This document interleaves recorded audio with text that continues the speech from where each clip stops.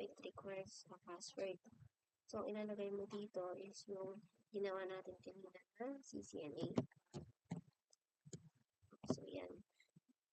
Nakapasok na tayo sa privilege and site mode.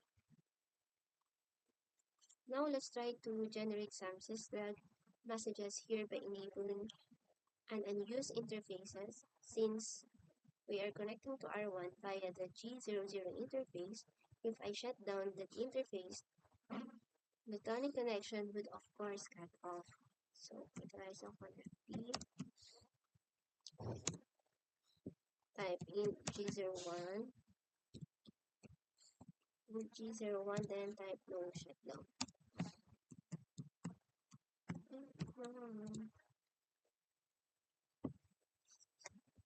Then, if we go back to our console connection on PC2, on our PC2, however, a syslog message appeared. Yan. That's because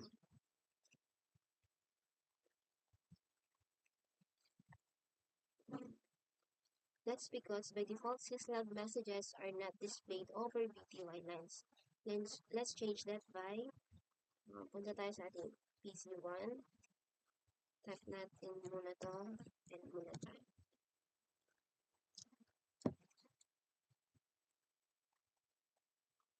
Type here yung terminal monitor. Terminal monitor. Terminal monitor.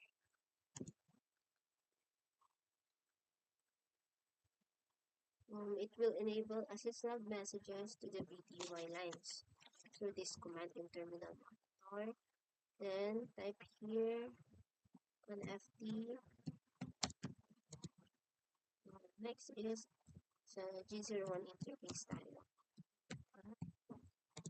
Then type natin yung shutdown.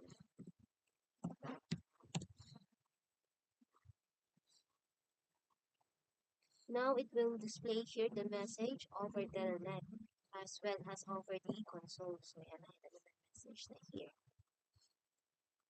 Now let's proceed sa ating step 4. Configure synchronous lagging on the console and VTY lines.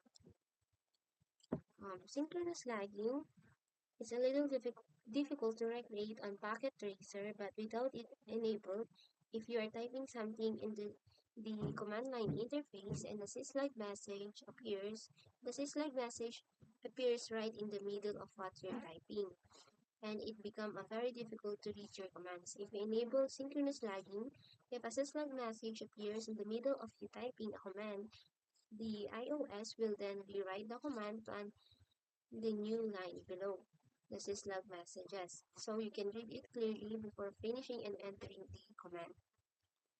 To proceed on the step 4, sa ating PC1, let's go back sa ating configuration mode. Type natin here the line console 0. Line con 0.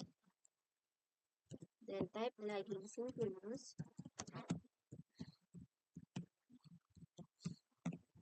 Lagging synchronous. Then type line VTY. Line VTY 015. Then lagging synchronous exit. Synchronous.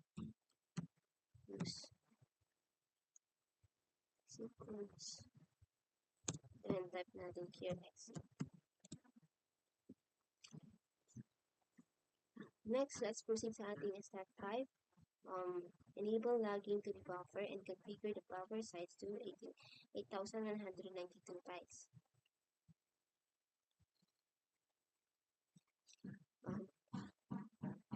If we type do sh lagging, it will show here yung that buffer is disabled. So, yan, wala pa siya. To enable the lagging buffer, we need to type in the configuration mode, type lagging buffer. Then, type natin do SH logging to show kung nagbago na ba siya. Ayan. So, as you can see, yung log buffer size natin is 4096 bytes. Ang sabi dito is configure natin yung buffer size into 8192 bytes.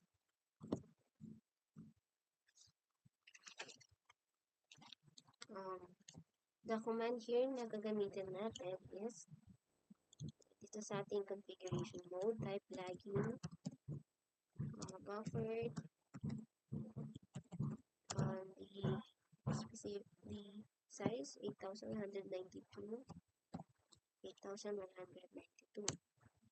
Then, show natin ulit.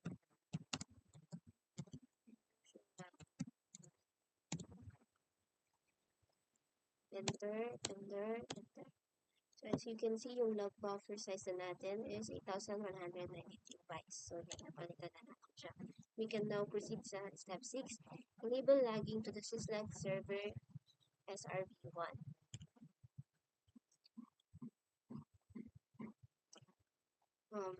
This is a good idea as the lagging messages in the buffer disappear if you shut down the device, and you also don't want to take a bunch of RAM space with lagging messages, so an external syslog server is valuable.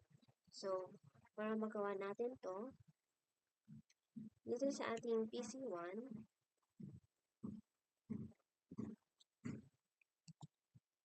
type natin here yung lagging host, lagging, and then yung host, which is 192.168.1.100. So, type natin here do SH lagging. Meron na.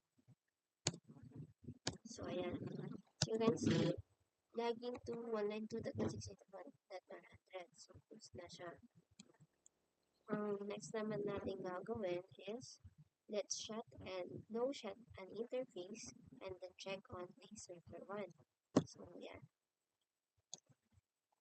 Sa ating configuration mode, punta tayo sa G01 interface.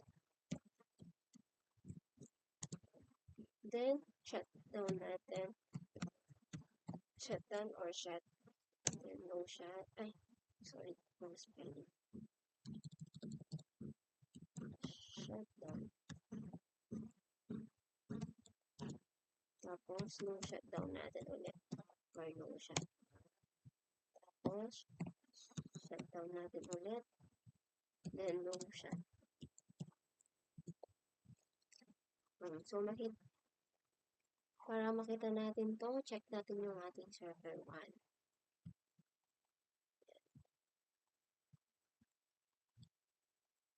So, para makita natin yung messages sa ating syslog server, dito sa ating SRV1, click natin yung services, tapos click the syslog. So, as you can see, yan, nandito siya. So, that's all. Yan po yung ating syslog laboratory.